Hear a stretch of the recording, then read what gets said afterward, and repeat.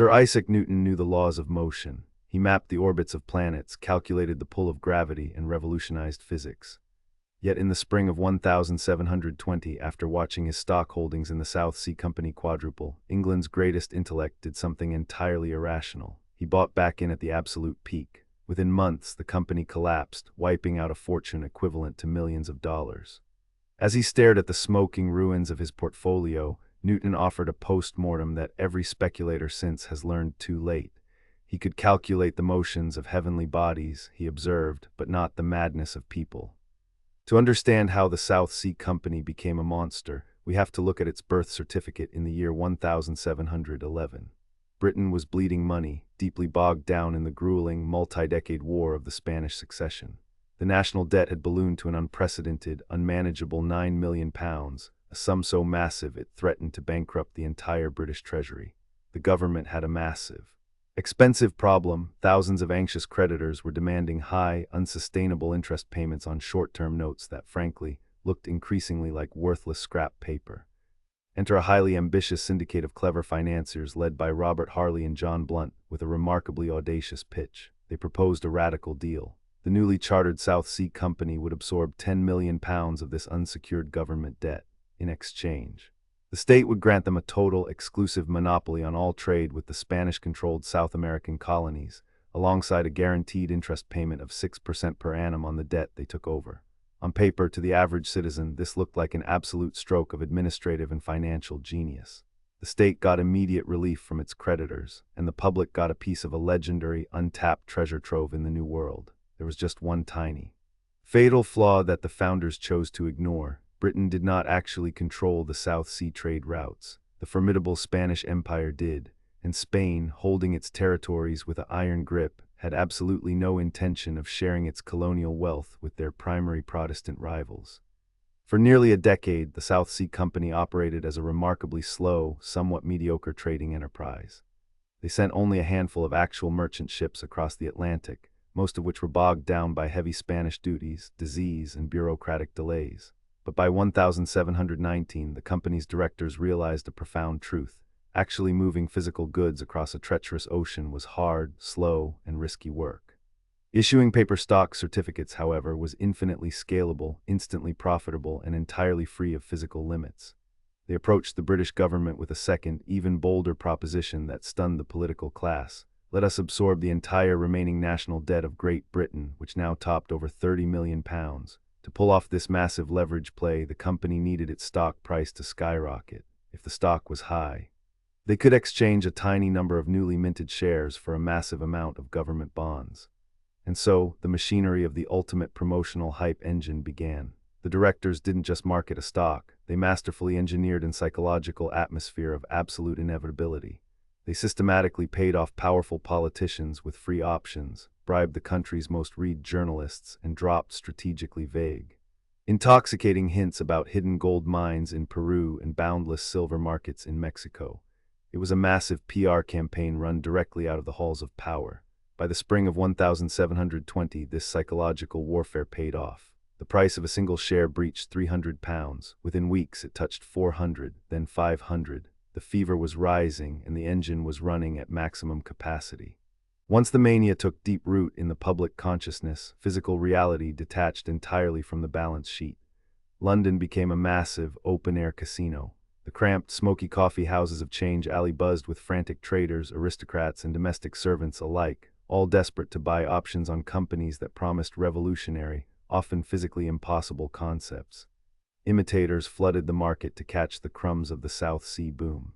The historical records of the era list dozens of bizarre, fraudulent ventures, including a project to build a wheel for perpetual motion, a scheme to import walnut trees from Virginia, and most famously, a company for carrying on an undertaking of great advantage, but nobody to know what it is. Investors lined up for hours, eagerly handing over their physical gold and silver coins for a simple folded piece of paper, promising a future share in a mystery. The South Sea Company itself traded at over £1,000 a share by the peak of midsummer 1720. Prime ministers bought in, the royal family bought in, the intellectual elite bought in. The entire nation was thoroughly convinced that a perpetual wealth machine had finally been invented. But behind the closed, heavy doors of the company's grand headquarters on Threadneedle Street, The insiders who designed the machine were quietly doing something very different from buying. They were aggressively selling every single share they held, converting their paper into hard gold and fleeing the market before the music stopped. A pyramid scheme by its very nature requires an infinite, ever-expanding supply of new buyers to sustain its peak. Eventually, the simple geometry of human population and available currency runs out. By August of 1720, the first deep structural cracks began to show. Foreign investors, particularly the highly experienced Dutch bankers in Amsterdam who sensed the sheer absurdity of the valuations, began quietly cashing out their British sterling for physical gold bullion and shipping it across the English Channel. This triggered a sudden liquidity drain. To stop the bleeding and keep the illusion alive, the desperate South Sea directors tried to force the market upward. They convinced friendly allied banks to extend highly risky, low-interest loans to retail buyers, allowing people to buy shares on up to 90% margin. In essence, they were trying to artificially manufacture demand out of thin air. It failed miserably. By September, the panic crossed the psychological threshold from a slow, controlled leak into a catastrophic, full-scale blowout. Sellers suddenly overwhelmed buyers at a ratio of 100 to 1. Within days, the stock plummeted from its peak of over £1,000 down to under 200. The paper fortunes of a generation evaporated overnight. Wealthy estates were foreclosed. Pension funds vanished, and thousands of middle-class families who had borrowed to join the gold rush found themselves completely destitute, facing the very real prospect of debtor's prison. When a furious and deeply embarrassed Parliament finally launched a formal investigation in the winter of 1720, they did not find a legitimate business that had simply been ruined by bad luck or a poor trading season. Instead, they uncovered a highly sophisticated, deliberate, top-level wealth extraction machine, under the intense scrutiny of the House of Commons.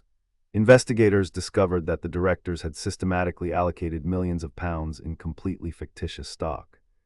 These were shares that were never actually backed by money, but held in secret reserve accounts specifically to bribe members of the House of Commons, the House of Lords, and even key figures in the royal household in exchange for favorable legislation. The company's chief cashier, Robert Knight, panicked, packed up his secret ledger books, and fled the country in the middle of the night, sparking an international manhunt before he was eventually tracked down. The Chancellor of the Exchequer, John Aislabie, was found guilty of the most notorious corruption, expelled from Parliament, and locked away in the Tower of London in absolute disgrace. The state eventually seized and liquidated the massive personal estates of the company's directors, recovering at least a fraction of the stolen wealth to distribute back to the ruined. Desperate shareholders, but despite the arrests and the public trials, the most fundamental, haunting question of the entire crisis remained: where did all that massive wealth actually go? In historic financial crashes of this scale, people often comfort themselves with the convenient myth that the wealth simply vanished into thin air.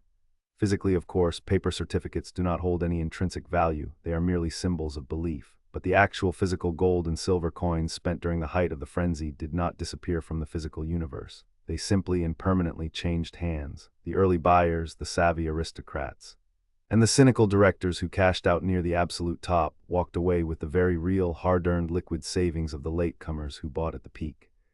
Insiders who sold their bloated stock back to the company pocketed hard currency, much of which was quickly stashed away in secret continental bank accounts or immediately converted into massive, permanent country estates and prime agricultural land before the crash could touch them.